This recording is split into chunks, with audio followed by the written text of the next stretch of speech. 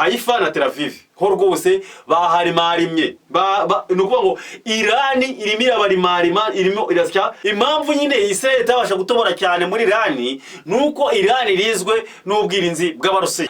Iron Dome z'Abanya-Israeli barimo barazitobora.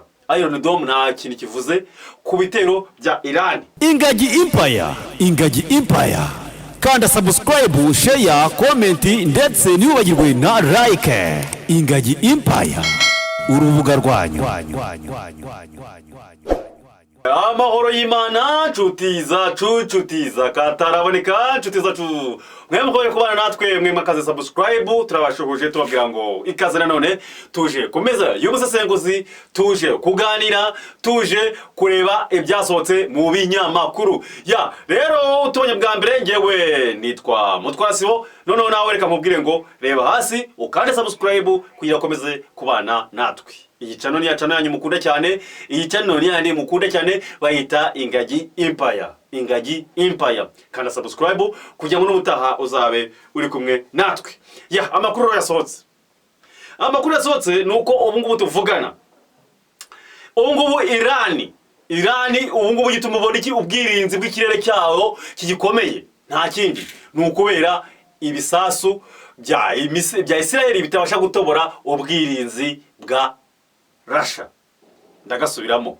Impamvu Uburusiya impamvu nyine Israel itabasha gutobora cyane muri Irani nuko Irani rizwe n'ubwirinzi bw'Abarusiya. Ni S300 S400. Ya ni muri rwego. Aho ngaho rero niyo mpamvu ubona ubwirinzi bwa Irani bwihagazeho ukuntu. Ariko rero tukomeza nanone. Iron Dome z'Abanya-Israeli barimo barazitobora. Iron Dome nta kintu kivuze ku bitero bya Irani. Irani nyine yafashe hasi hejuru irimo irohereza ibisasu byo murabyumva cyane. Ibi ngibi rero nanone Israel nayo ikomeje gukataza yigira imbere. Nyuma yuko Israel irasha kuri kaminuza yitwa Imam Hussein University ikayirasaho cyangwa nabyibuka byarakaje Ayatollah cyane, umuyobozi w'ikirenga wa Iran. Aho ngaho rero ni wese yegurira intwaro zidasanzwe. Ibuka za ntwaro zigenda zibyina bazita dancing missile. Ni intwaro zigenda zibyina zikwepa ibisasu.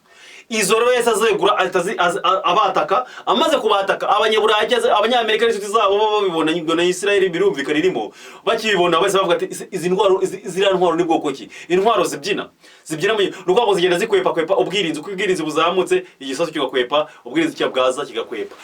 Ahangaha byatumye bayita ngo unstoppable missile. Ni missile bita unstoppable missile. Ni missile nyine utabasha gutangira, utabasha kwitambika. Ikindi nyuma yuko iyo missile zije zikabasenya nabo gabo bagahita babona ko bikomeye cyane, batabaje Netanyahu ubwo byonyine yarebye aravuga ati kino gisebo ntago nakihangara gutsindwa gutya, bazi ko ndi Israel ndi igihugu gikomeye kuriya, ati reka ibyiza ahubwo ati reka ibyiza kemo na Leta z'Ubumwe za Amerika nazo nzivugeho, mvuga yuko arizo zidufasha kurinda ubwirinzi bw'ikirere, arizo zidufasha no kurinda imijyi yacu kuko imijyi bayisenywe. Tukubwira ngo ubu Tel Aviv na amatongo, Haifa na amatongo, n'indi mijyi bagiye barasamo gake ariko cyari iyo mijyi ibiri, Haifa na Tel Aviv ho rwose baharimarimye. Nukuvuga ngo Irani irimo irabarimarima irimo irasya itangice. Ikindi none nakubwira nuko ubu ngubu itangazamakuru ry'Iburayi, itangazamakuru ryo muri Israel, nuko ngubu bamaze kuvuga bati ntago mwemerewe gutangaza ibintu byose. Mugomba kuzaya mutangaza ibintu bidashyigikira, ibintu tuvuga neza cyane noneho nitwe tuba tubibihera. Nuko ngo igisirikare cya kiconjora kiti ibyo mubivuge ibintu mubivuga, ibintu mubivuga. Nuko ko babyenje. Ubu ngubu rero kubona amakuru bizadusaba kunyura ahandi hantu cyane twe nago twabura amakuru, ariko rero ubundi biragoye no kwanga amakuru aturuka muri Israel ayo makuru azajya ayunguruye ku buryo umuntu azavuga ati byibura harimo iki, havuyemo iki. Tubabwiza ukuri kwe tubabwire tuti hano leta ya Syria leta ya Israel yavanyemo ibi iduhibi, cyangwa se wenda harimo ibibura mu kuvuga ngo tugenda twongeramo nibyo bavanyemo. Ya rero reka manze mbereke mbabwire nyuma yuko Israel yasa ku cyicaro gikuru cya IRGC ubwo no kuvuga ngo ni Islamic Iranian Revolution Guard Corps, ubwo no kuvuga ngo byabaye ngombwa ko igihugu cya Iran nacyo gite cyongera kikazamura imbaraga, kigite kivuga kitirekana twongera imbaraga ubundi tubahane, cyane kizana hypersonic missiles za misile zigenda ku muvuduko uri hejuru cyane ukubye inshuro 15 uwijwi urumva yenda kwegera orashinike neza y'abarusiya hara izo zira ntwaro no kuvuga Iran irimo irakoresha zenda kwegera iz'Uburusiya ukuntu arabona akantu gatoya cyane, urumva orashinike ikubijwi inshuro 20, ariko noneho izina misile noneho z'abanya-Iran izo zikubye inshuro 15, urumva nazo zikumuvuduko uhambaye cyane. Izo misile bakomeje kuzirashisha ahantu henshi hatandukanye, by'umwihariko ku munsi w'ejo barashe ku cyicaro gikuru cya Amani. No kuvuga ngo Amani ni ishami ry'iperereza ryo mu rwego rwa gisirikare. Urabizi ko Israel ifite amaperereza 3, hari yo bita Shin Bet, iyo ni imwe, hari ubwo nabyita ubutasi bw'imbere mu gihugu, hari ibyo bita Mossad, ibyo ni ubutasi bwo hanze murabizi, none hakabaza n'icyo bita Amani rero ni ubutasi bw'igisirikare. Ibi rero bije nyuma yuko Amerika imanuye ubwato ivuga ati turaje turwane, yari ije kurasa Iran rero ntabwo yatuje ivuga ati dufite intwaro cyashya, ikindi ntabwo tubatinya. Icyo gihe noneho na Trump yongeyemo n'akandi kantu, yongeramo akandi kantu avuga ati mwe Iran mumanika amaboko kandi mumarika amaboko nta yandi mananiza. Icyo gihe rero murabizi ko aya turakure mubwiye ati reka twebwe abanya-Iran ntabwo tujye dupfa gupfukama gutyo, ahubwo tuzarwana, tuzahanga kandi tuzabahana.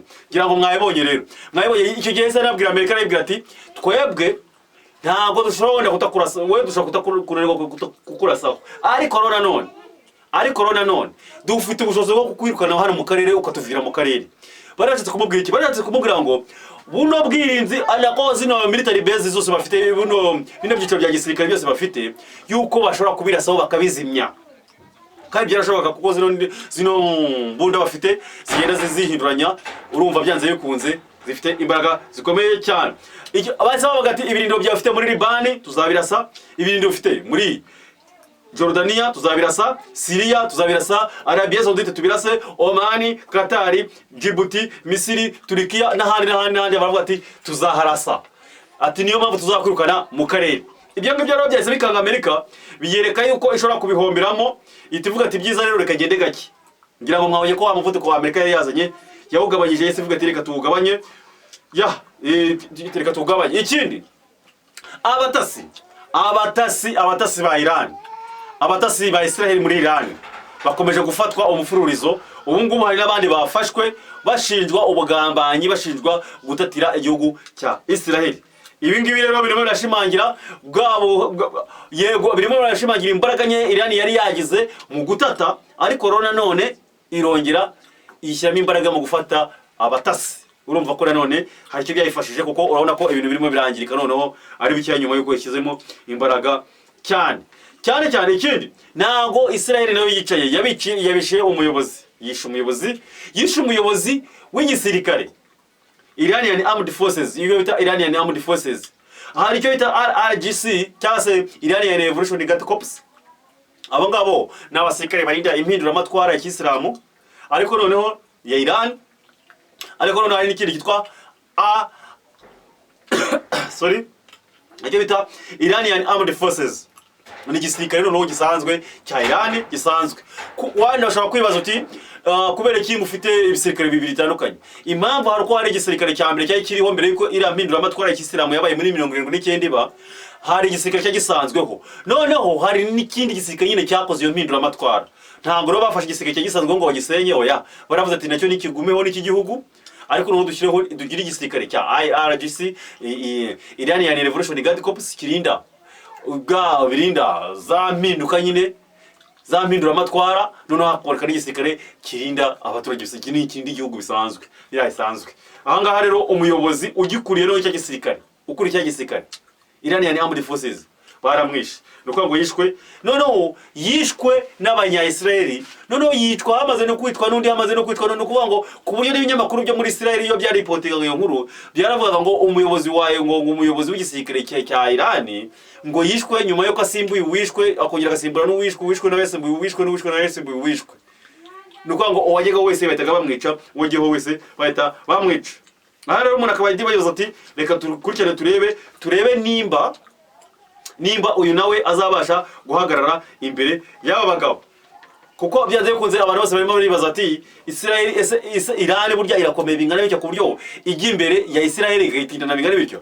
Mbabwira yuko ibi ngibi ari bwa mbere bibaye kuva igisirikare cya Israel cyabaho, kuva na za ntambara zarwanye z'iminsi 3 n'izindi za ntambara Israel yagiye irwana n'uwo bwa mbere bayikoze mu jisho bakayicira abantu bakayisenyera bakayandagaza igatikuzo kugeza naho nibyo yakanyishaga nk'ikirere cy'ubwirinzi bakivogereye ku mugaragaro, aho abantu bose barimo baravuga ati se iyi ni Israel twe tuzi cyangwa na Amerika yaza gutabara nabwo ikareba igasanga irahasebera igahita ivuga ati aho kugira ngo mfatanye n'uno muntu mbona uri mutsindwa nubwo ari umuntu wanjye reka ngende gakeya wenda bizitwe ko ari we watsinzwe apana kuvuga ngo twese twatsinzwe.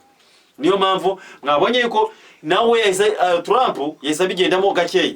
Andi makuru rero twabaha rero, andi makuru twabaha nuko ubu ngubu Irani yamaze kubona abantu bayivugira, ubwo ni Xi Jinping na Putin, ibyo byari bisanzwe twari tubyiteguye, ariko bahaye gasopo leta zunze ubumwe za Amerika, barabwira ati imva ya Amerika kirazira kikazirirwa kwinjira muri iriya ntambara, reka barwane ukubita akubita undi ntubyivangemo.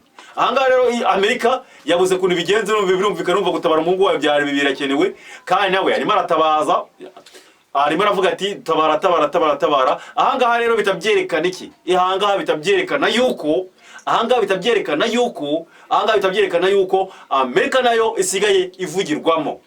Twarabibabwiye ati muri centre geopolitique byanze bikunze ntago hakirimo Irani, ntago hakirimo Amerika gusa, hari ibindi bihugu byinjiyemo. No kuvuga ngo harimo Uburusiya n'Ubushinwa birumvikana, ariko ritwibagirwa igihugu cya Irani.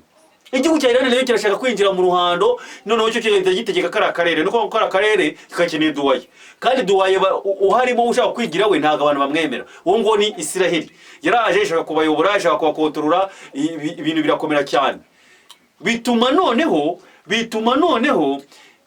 Irani noneho yo kuko yo wenda yari n'Abarabu bashobora kuyumva neza. Niyo mpamvu rero wese izamuka, niyo mpamvu ubona hari ibihugu byinshi biba bishyigikiye kandi biyiri inyuma bivuga ati giba nawe uzategeka ku karere, Uburusiya nabwo butegeke hariya, Ubushinwa nabwo butegeke hariya, hanyuma noneho Amerika idisigara yacitse amazi.